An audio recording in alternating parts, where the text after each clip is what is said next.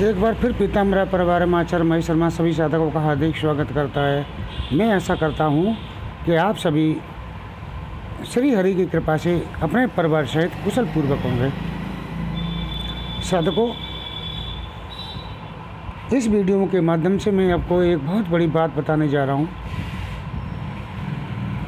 वो गूढ़ रहस्य बताने जा रहा हूँ साधकों आपको, कि जिस व्यक्ति के मन में या मस्तिष्क ने वो इस गूढ़ रहस्य को समझ लिया और धारण कर लिया, तो साधकों ये समझ लीजिए आप कि आप परमहंस या ब्रह्म बनने से आपको कोई नहीं रोक सकता। साधकों, मैं एक बात और आपको यहाँ बता दूँ कि हमारी आत्मा जो है, आप सभी जानते हैं इस चीज़ को, कि हमारी अंतरात्मा ईश्वर का अंश है।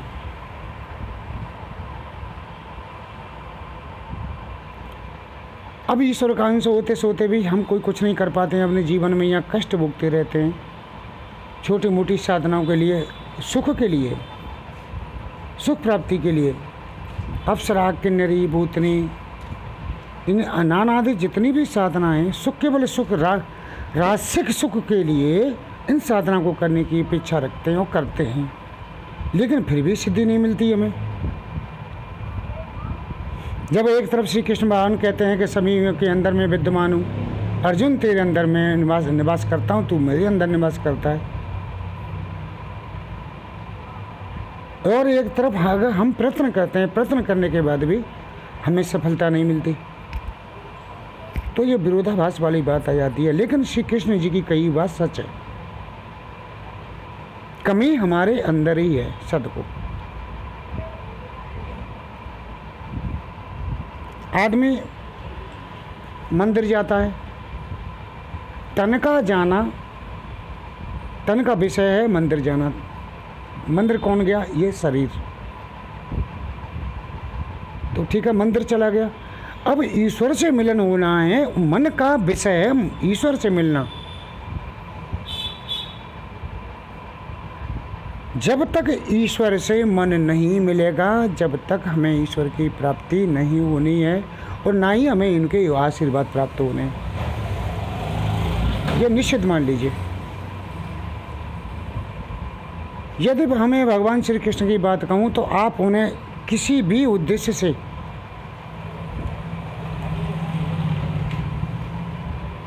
किसी भी रूप में अगर बुलाते हो तो हर हालत में आते हैं। ये श्री कृष्ण भगवान का वचन दिया हुआ है कि अर्जुन, मुझे कोई भी बुलाएगा, चाहे किसी रूप में बुलाएगा, लेकिन आऊँगा मैं ही, अवश्य आऊँगा, और जो इच्छा वो करेगा उसकी अवश्य इच्छा पूरी करूँगा।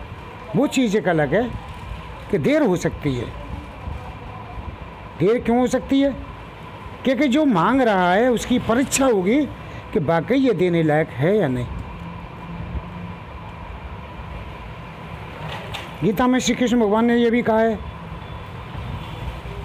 कि अर्जुन, तू किसी देवता की भी पूजा कर ले, मेरी अपेक्षा बहुत जल्दी फलदायी होती हैं, लेकिन उसके रूप में मैं ही आऊँगा।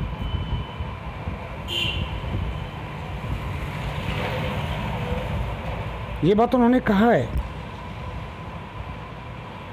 तो अगर हम मान के चलो ये क्षण की पूजा करते हैं तो होता क्या है? अब इसका विपरीत करते हैं हम।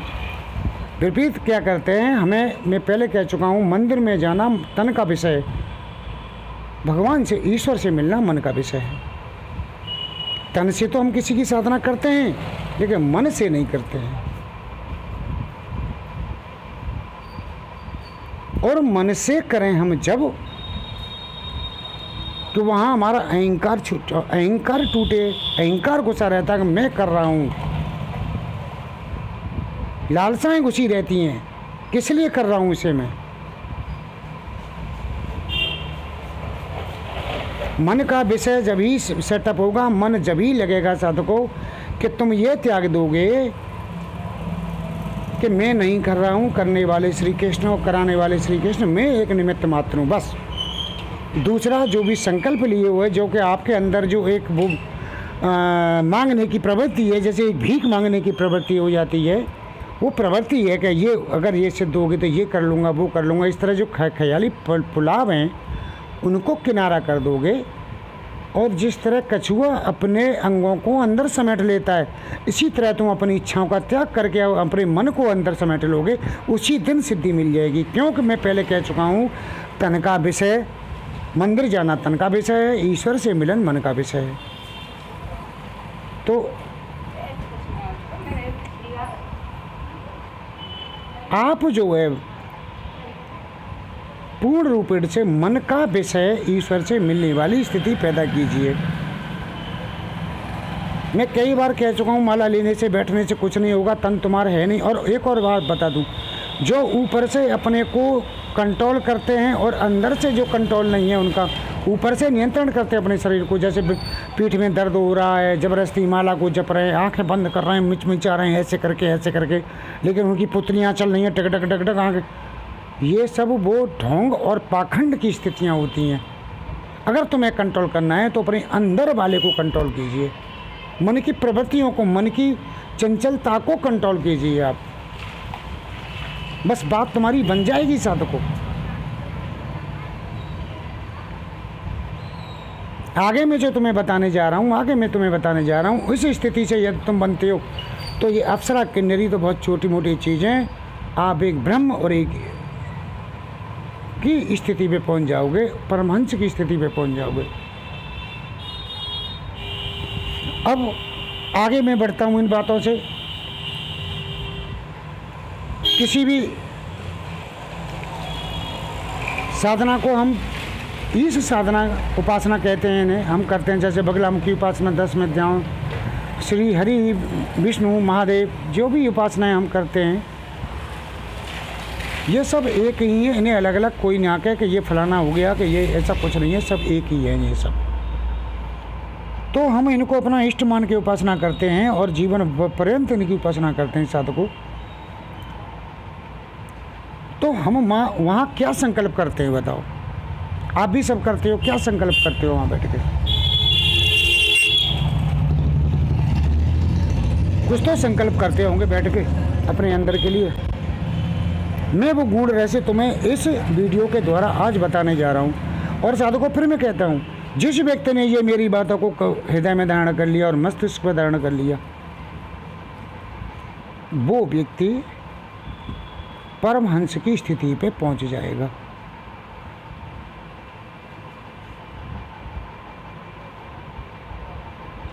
मान के चलिए मैं पीताम्बरा की, माँ बगलामुखी की उपासना करता हूँ, श्री कृष्ण की उपासना करता हूँ, ठीक है। तो उपासना करने में से कर क्यों रहा हूँ मैं उपासना उनकी? मैं आखिर हूँ कौन? और मेरे अंदर जो बैठा है वो कौन है? तो यही बात आती है, जब मैं उपासना में पीताम्बरा की करता हूँ तो मैं कहता हूँ, हे माता, मेरी आत्मा आप ही हैं। कौन? मेरी जो आत्मा है वो आप हैं, क्योंकि वो ईश्वर का अंश हैं, तो आप हैं ना।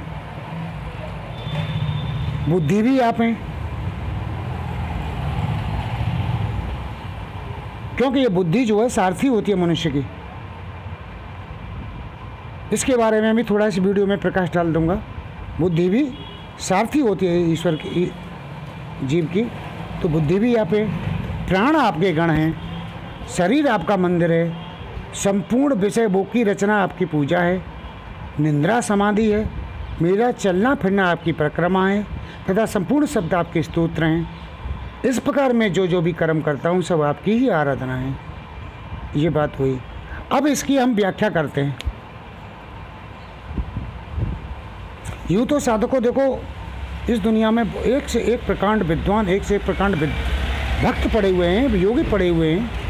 मैं उनकी कहीं गिनती में नहीं आता हूँ, ये बात मैं मानता हूँ। मैं कहीं गिनती में नहीं आता हूँ, और मैं हूँ ही नहीं। मेरा ये शरीर किसी गिनती में, मेरा ये ज्ञान भी किसी गिनती में नहीं आता है। इतने बड़े बड़े बहुत लोग पड़े हुए हैं, और मैं उन लोगों से सीखने की भी चेष्टा करता हूँ। ठीक, सीखने की चेष्टा करता हूँ। मुझे पता चल भी जाती है कि कोई भी ऐसा है, तो उनसे सीखने की चेष्टा करता हूँ। उनसे जबान नहीं लड़ाता हूँ मैं।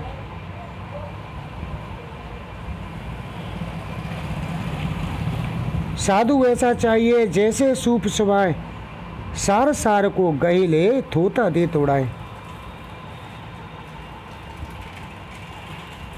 साधु का स्वभाव कैसा होना चाहिए? जैसे सूप का होता है। सूप में अगर अनाज डालोगे और इस तरह उसे फटकोगे तो थोते को उड़ा देगा और जो मोटा मोटा अनाज है उसे अपने अंदर ले लेगा। इसी तरह साधु का स्वभाव हो जाता है। साधु चाहे कितना भी बुरा व्यक्ति हो, लेकिन फिर भी उससे कुछ सीख लेता है। वो क्या सीख लेता है? थोते को उड़ा देता है और मोटे अनाज को अंदर ले, यानी सीख की बात को अंदर ले जाता है।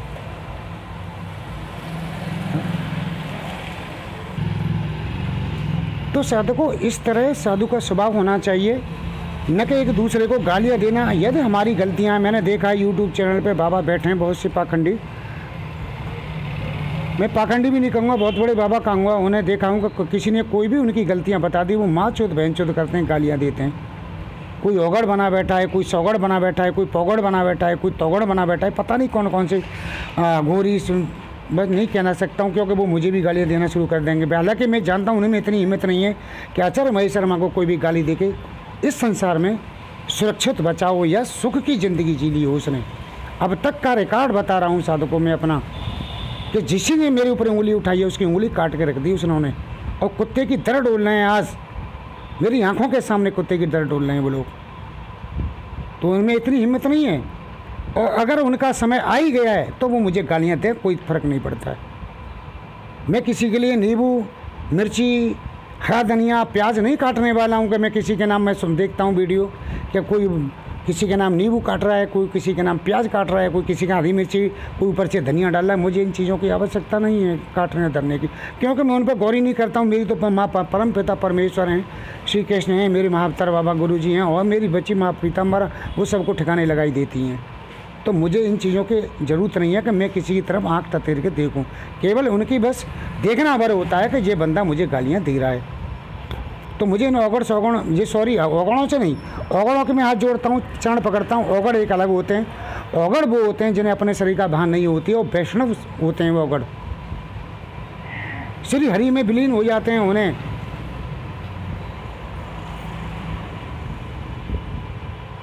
सतका बान न सतका बान कोई बान नहीं रहता है, वो ओगड़ होते हैं। और जो अघोरी होते हैं उनकी तो, उन्हें तो बंदूक का, जैसे किसी आदमी को बंदूक चलाने का लाइसेंस मिल जाता है, इसी तरह इन अघोरियों को गालियाँ देने का लाइसेंस मिल चुका। मैं देख रहा हूँ गालियाँ दे रहे हैं जी भर भर के। कोई किसी के ऊपर नींबू काट रहा है, कोई लंका लगा रहा है कि तेरी रात में लंका लगा दूंगा, तेरी दिन में लंका। अरे बेवकूफ़ो, जब तक किसी का जीवन है वो ईश्वर भी नहीं मार सकते, तुम्हारी तो अहमियत क्या है ये तुम किसी को मार दोगे। और किसी के जब तक पुण्य साथ हैं, तुम किसी का कोई बुरा तक नहीं कर सकते। और जिस दिन उनके पुण्य खत्म हो जाएंगे उन्हें कोई बचा नहीं सकता है, यही पूर्ण सत्य है। और तुम तंत्र मंत्र कितना भी कर लो, अगर ईश्वर भक्त है तो तुम्हारा कोई तंत्र मंत्र फेल होने चलने वाला नहीं है। कुछ दिन पहले मैंने भी ओगड़ों के बारे में, ब्राह्मण कभी ओगड़ नहीं बन सकता, अघोरी नहीं बन सकता, उसके बारे में डाला था। तो मेरे अघोरियों ने मुझे लेके यज्ञ हवन तप किए, मरकटों में बैठे रहे साले, अपनी चूतड़ गांठ जला के सालों ने सुखा ली। क्या मेरा ठंडा काट लिया? वो खुद ही ठिकाने लग गए। तो साधकों, जो ईश्वर के अनंत भक्ति के द्वारा उनकी शरणागत हो जाता है, उनका कोई भी बंदा यहाँ बिगाड़ नहीं सकता है। तुम देख लो अर्जुन को, अर्जुन पूर्ण शरणागत श्री कृष्ण के चले गए थे, तो कितने बड़े बड़े महारथी खड़े थे, सबको साफ ताड़ 18 दिन में सुपड़ा साफ कर दिया, कोई नहीं बचा अर्जुन के द्वारा। तो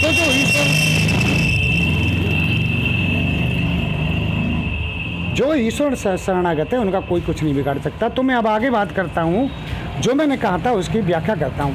देखो साधकों, हम कहते हैं उनसे, हे माते मेरी आत्मा आप हैं। अब ठीक है, हमने कह दिया, हमने उनकी आत्मा आप हैं, मान लिया आत्मा आप हैं, सच बात है, आत्मा ईश्वर का अंश है, तो आत्मा परमेश्वरी है हमारी। अब परमेश्वरी के क्या कर्म है, क्या कार्य हैं परमेश्वरी के, क्या उनका वो है स्वरूप, उसे स्वरूप को ही उस आत्मा स्वरूप में डालो, तब तो तुम कहते अच्छे लोगों के हे मातेश्वरी तुम मेरी आत्मा आप ही हैं। अब आत्मा तो तुम्हारी कुलसित हैं, गंदी हैं, दुष्ट प्रवृत्ति की, और आप कहते हो हे बगलामुखी माँ या हे श्री कृष्ण ईश्वर या मेरे गुरु महाराज, अब आत्मा मेरी आप ही हूँ। कि तुम्हारी गंदी आत्मा है तो कि भगवान भी गंदी हो गए, ईश्वर भी गंदे हो गए, जब माँ बगलामुखी यहाँ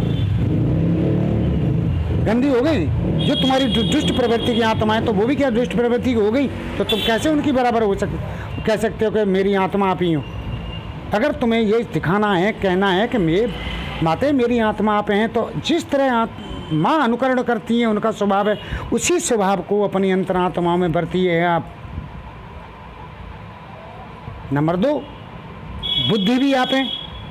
जब बुद्धि भी आप हैं तो वो बुद्धि में आप क्या सोचते हो? बुद्धि में कितनी बुरी बातें सोचता है। कोई स्त्री जा रही है, उसके बारे में उल्टा सीधा सोच लिया, किसी को पैसे माल देगा घुमाने, इसकी संपत्ति मेरे यहाँ आ जाए, ये और भी हड़पने की चीज़ें, ये कुविचार, दुष्ट प्रवृत्तियाँ, ये बुद्धि सोचती है। चाल चलती है शतरंज जैसी, मामा की शकुनी जैसी। तो क्या माता जी की भी ऐसी चाल चलती है या श्री कृष्ण ऐसी चाल चलते हैं? तो भाई कहाँ उनकी सी बुद्धि आपकी हो गई, या कहाँ वो बुद्धि वो हो गई तुम्हारी बुद्धि? अगर आपको सच में यही करना है कि ईश्वर है माते बुद्धि भी आप हैं, तो उनके ही बुद्धि जैसे अनुकरण कीजिए आप, जैसी उनकी बुद्धि इसी तरह अपनी बुद्धि को बनाइए। और ये तुम खुद देख लीजिए कि तुम्हारे इष्ट की क्या है, क्या बुद्धि है, तो क्या सोचती है, क्या करती हैं। अब बात आती है प्राण आपके गण हैं, प्राण आपके गण हैं, ये बात आती है। तो अब दर्शन कैसा होता है यहाँ मैं आपको बता दूं।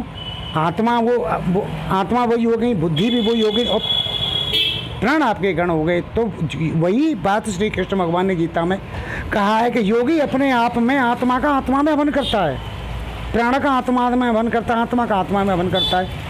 यानी वो अपनी प्राण को प्राणों द्वारा अपनी आत्मा में ही मेरे दर्शन करता है।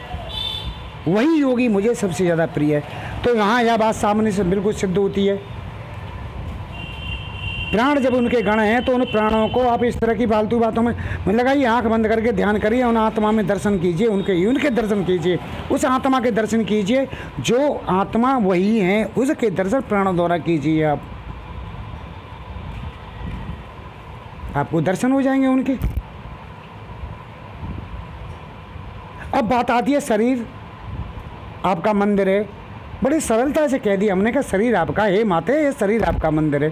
अब किसी मंदिर में जाते हैं आप, मंदिर में सफाई होती है, कितने बड़े अच्छे अच्छे कलर लगे, झूमर टंगी, सब कुछ सुंदरता लगी है, रंग लगे हैं, धूप बत्ती जलती है, दीपक जलता है, जलता है नहीं जलता है? अब भैया तुम्हारे इस मंदिर में कितने दीपक जले, कितनी धूप बत्ती लगी है तुम्हारे मंदिर में, कितनी सफाई है तुम्हारे मन इस शरीर की अंदर, बताओ। किसी मंदिर में यदि कोई बुरी वस्तु फेंक दिया जाए, सड़ा मांस फेंक दिया जाए, गंदगी फेंक दिया, उसे हटा के फेंकोगे, और आप इस मंदिर को कहते हो कि हे ईश्वरी आपका ये शरीर मंदिर है, और इस मंदिर में इतनी बुरी बुरी प्रवृत्तियाँ प्रविष्ट करती हैं। देखिए राक्षस इस मंदिर में कौन कौन रहता है? राक्षस रहते हैं इस मंदिर में, तुम्हारे मंदिर में। क्रोध, काम, लोभ, मोह, कितने राक्षस बैठे हैं तुम्हारे मंदिर में। जिस मंदिर में राक्षस बैठे हों उस वो मंदिर रह जाता है क्या? अगर ये मंदिर आपको बनाना है तो इन राक्षसों को निकाल के भगा दीजिए लात मार के।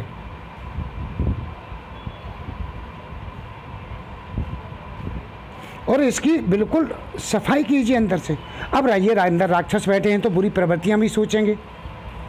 काम राक्षस बैठा है तो काम की बात सोचेगा, उल्टी सीधी बात दिमाग में आएंगी। क्रोध वाला राक्षस बैठा तो क्रोध करेगा, मारने के लिए, झगड़ा लड़ाई करने के लिए क्रोध करेगा, हैं। लोभ वाला राक्षस बैठा तो दूसरे के धन संपत्ति को हरण वाली बात करेगा, करेगा नहीं करेगा। मोह वाला बैठा तो मोह वाली बात करेगा, मानी पैसे से मोह मानी चवन्नी ना खर्च हो जाए किसी के गरीब के नाम। गरीब भूखा मर रहा हो लेकिन हज़ारों नोट गिनता रहेगा, ये नहीं शर्म आएगी उसको कि 10 रुपये से आदमी को दे दो, 50 रुपये पेट भर लेगा। अरे तुझे क्या करना यार, मुझे पेट भरना है, तू दे खाना खिला दे, नहीं करेगा। लोभ तो कहाँ से ये तुम्हारा मंदिर माँ परमेश्वरी का हो गया? इसमें तो राक्षस बैठे हैं भाई। और जहाँ राक्षस, जिस घर में मंदिर में राक्षस बैठे होंगे वो घर घर नहीं होते, जब वो मंदिर होते हैं। तो इन राक्षसों को लात मार मार के जबरदस्ती भगाइए, तब ये शरीर हमारा उनका मंदिर बनेगा। अब आगे चलते हैं। संपूर्ण विषय भोग की रचना आपकी पूजा है। हम जो भी कर्म करते हैं ये चीज़ें कर लेने के बाद साधक कहता है, हे मातेश्वरी, संपूर्ण विषय भोग की रचना, जो भी मैं संपूर्ण भोग की रचना काम करता हूँ वो आपकी पूजा है। अब पूजा में क्या है? किसी की ठगना, किसी को लूटना, किसी की जेब तराशना, कि किसी की मर्डर करना, कि किसी के बारे में व्यभिचार वाली बात करना, या किसी से मज़े लेना, या किसी के बारे में बुराई भलाई करना। इसी तरह की पूजा करोगे या श्री कृष्ण की या अपने गुरु की पूजा करोगे भैया? एक तरफ तो आप कह रहे हो जो मैं संपूर्ण विषय भोग की रचना आपकी पूजा है, जो मैं करता हूँ सब आपकी पूजा है। क्या इसी तरह पूजा करोगे? उनकी पूजा कैसे होती है उसी तरह के आचरण आप करना शुरू कर दीजिए, तब उनकी पूजा मानी जाएगी, इस तरह की पूजा नहीं मानी जाएगी। अब आती है निंद्रा वाली बात। निंद्रा मेरी समाधि है। निंद्रा मैं सो रहा हूँ तो वो, हे माँ, जो मैं सो रहा हूँ वो तुम्हारी समाधि है। मैं सो नहीं रहा हूँ, ये तुम्हारी समाधि है। क्यों समाधि है? क्योंकि तुम तो अचेत अवस्था में है। आत्मा जो तुम्हारी है वो ईश्वरी है, बुद्धि भी ईश्वरी है। प्राण आपके सोते समय उनका चिंतन कर रहे हैं, उनके दर्शन कर रहे हैं। अब पड़े तो आप हो खाट पे, लेके विचार चल रहे हैं तुम्हें पता नहीं कहाँ के, कि कल सवेरे उठ के ये करना है, वो करना है, पर ये करना है। पता है एक बड़ा नेट वर्क चालू कर रखा है। जब कितना कमाएंगे, टाटा बिरला मानी बनाएंगे, वो भी मरने के बाद में या टन गोपाल लेके जाएंगे। बड़े बड़े ताजमहल और लाल किले पड़े रह गए, जिन लोगों ने करोड़ों रुपए लगाए थे, उन पे आज कुत्ते भी चिमका दड़ बैठी हैं। वो भी अपने हाथ कुछ लेके नहीं जाएगी, तो तुम और मैं क्या लेके जाने वाला हूँ? यहाँ सत और असत जो कर्म करके जाओगे वही जाएंगे। इसलिए असत कर्मों को मत करो, सत्कर्मों को करो। सत्कर्म ही उनकी पूजा है, असत कर्म उनकी पूजा नहीं। आ जाए तुम सत्कर्म करोगे, तुम्हारा मंदिर नहीं है वो, राक्षस तुम्हारे शरीर रूपी मंदिर में राक्षस बैठे हैं। और जहाँ राक्षस बैठे हैं तुम आत्मा ईश्वरी नहीं है, वो तुम आसुरी हो गई, वो छोड़ के चली जाएंगे तुम्हें। अब आगे आती है मेरा चलना फिरना, तुम्हारी परिक्रमाएं। अब चलना फिरना परिक्रमा अपने कर्म करने के लिए आदमी, श्री कृष्ण भगवान ने गीता में कहा कि अर्जुन, कर्म करने से ही शरीर का निर्वाह सिद्ध होता है। यदि मैं कर्म ना करूँ तो अकर्मता को धारण करूँ तो लोग मुझे दोषी बताएंगे और ये संसार विनाश की ओर चला जाएगा। इसलिए मैं सब कुछ होता हुआ भी कर्म करता हूँ। इसलिए तू कर्म कर, और कर्म करने के लिए चलना फिरना पड़ेगा नहीं पड़ेगा। अब चलना फिरने का मतलब ये तो रही है कि किसी जेब काटने के ठगने के लिए चलने फिरने जा रहे हो। अपना सत्कर्म, अपना जो कर्तव्य ईमानदारी से, नीक नियति से जो कर रहे हो उस काम को करिए चल फिर के, वो उनकी परिक्रमा ही हो जाएगी। ये नहीं कि किसी को जा रहे हो, किसी को टोपी पहना के माथे 10,000 की टोपी पहना दूँ, ये चलना फिरना परिक्रमा नहीं है उनकी। और अब आती है संपूर्ण शब्द जो मेरे जवान से निकलते हैं, माँ आप ही के स्तोत्र हैं। अब उन्होंने तो आपने कह दिया संपूर्ण शब्द आपके स्तोत्र हैं। अब संपूर्ण शब्दों में क्या हो गया? किसी को हम गालियाँ में दे रहे हैं, किसी से तफरी ले रहे हैं, किसी से मज़ा ले रहे हैं, किसी की बुराई भलाई कर रहे हैं, ये हो गए संपूर्ण। क्या ये उनके स्तोत्र हैं? अगर बोलना है कागा किसका धन हरे, कोयल किसका लिए, मीठी बानी बोल के सबका मन हर लिए। इस तरह के वचन बोलिए सामने वाले को प्रिय लगें।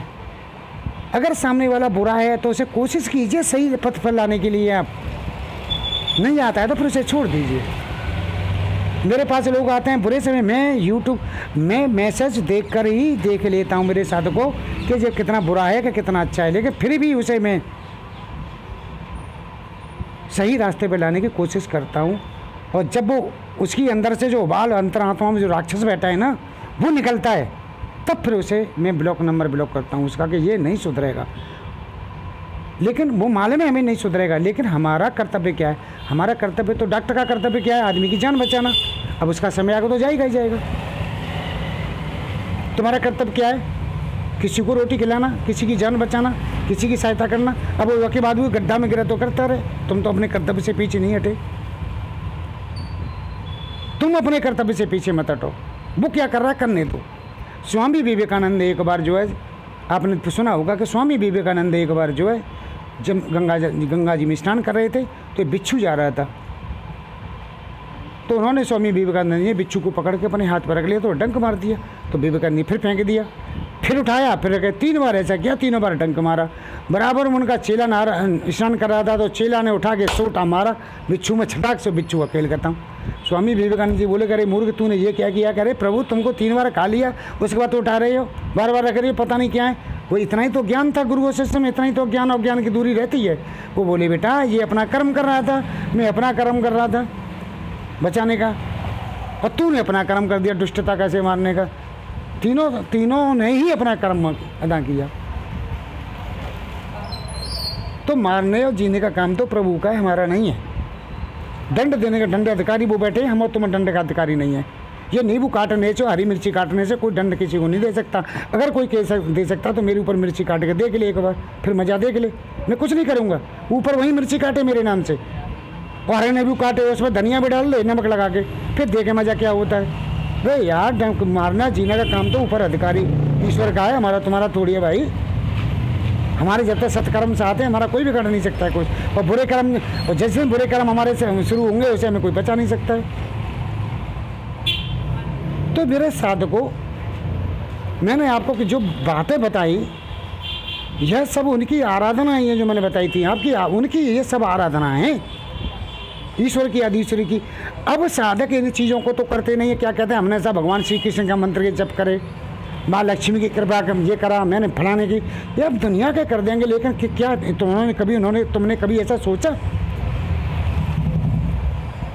उनको अपने हृदय में जगह दी नहीं दी, इसलिए तो आपको कुछ नहीं मिला। इसी तरह साधना सिद्धि वाली बात आती है। साधना सिद्धि वाली बात में श्री कृष्ण ने स्पष्ट कहा गीता में, अर्जुन तू किसी को भी बोला मैं ही रूप में आऊँगा। इसी तरह भगवती कहती हैं, जब साफ कह रहे हैं मैं आत्मा, आप कह रहे हो उनसे भगवती थे मेरी आत्मा आप हैं। अब आत्मा किसी को जपती हैं, किसी यक्षिणी को, अप्सरा को बुलाती हैं, तो मजाल क्या है कि वो नहीं आए, क्योंकि आत्मा कौन है? अधीश्वरी हमारी बगलामुखी। और बगलामुखी किसी को आदेश करे तो मजाल क्या है, कोई देवता ना है, भगवान श्री कृष्ण को भी आना पड़ेगा यार।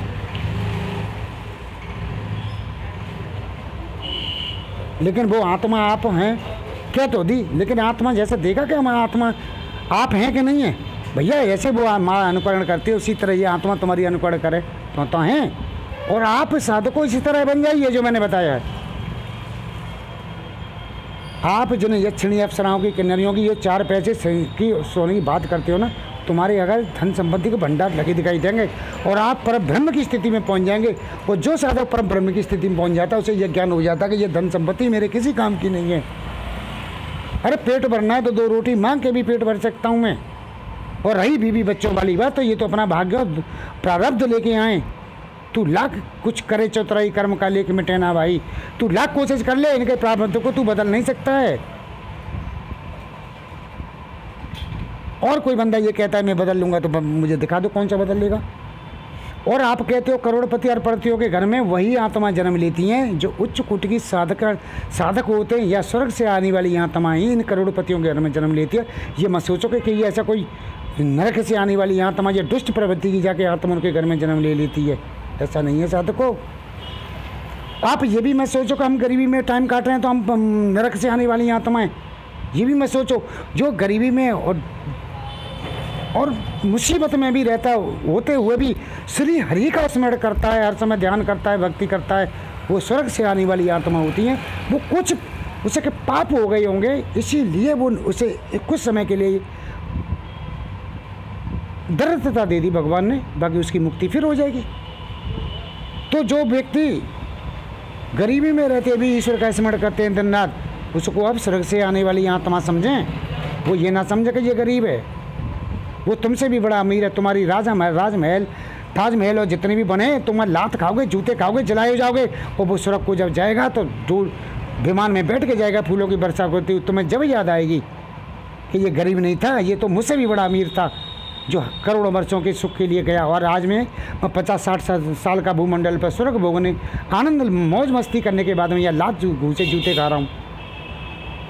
इसलिए साधकों अपने को साधो। साधक का मतलब क्या होता है? अपने को साधना, किसी दूसरे को साधने वाली बात नहीं है। तुम अपने को साधो। साधकों कहीं कुछ नहीं है इस दुनिया में, ही हमारे अंदर, हमारे शरीर के अंदर सब कुछ विद्यमान है। कहीं ढूंढने मत जाओ, कहाँ ढूंढता है पागल सपेरे, मैं तो सामने खड़ी हूँ तेरे। कहीं कुछ नहीं है, हमारे अंदर विद्यमान है, उसको प्रज्वलित करो। ये तुम्हारा मंदिर है, तुम कहते हो ये मंदिर है हमारे देवी माँ का, इसके अंदर दीप प्रज्वलित करके उसे दूर देखने की कोशिश करो। ध्यान योग के द्वारा, भक्ति योग के द्वारा कोशिश करो, तुम्हें आपको उसके दर्शन अवश्य होंगे। क्योंकि वो आत्मा रूप उसी का है, ये बुद्धि आप ही उसी की है। 30 मिनट का वीडियो हो गया है, मैं आपसे विदा लेता हूँ। अगले वीडियो में फिर आपको मिलूँगा। यदि मेरा वीडियो आपको अच्छा लगे तो लाइक करो या न करो, कमेंट करो या न करो, लेकिन बेटा अनुकरण अवश्य करना है इस पर। यदि अपनी मुक्ति और मोक्ष या अपने परिवार का भला चाहते हो और अपना भला चाहते हो तो इस बात का अनुकरण करो जीवन में। गुरुओं के पास कुछ नहीं होता है, गुरुओं के पास केवल यही विद्याएँ होती हैं जो आपको देते हैं। और जो कबीरा खड़ा बाजार में लिए लुकटिया हाथ, जो घर फूके अपना चले हमारे साथ। बोल श्री कृष्ण भगवान की जय।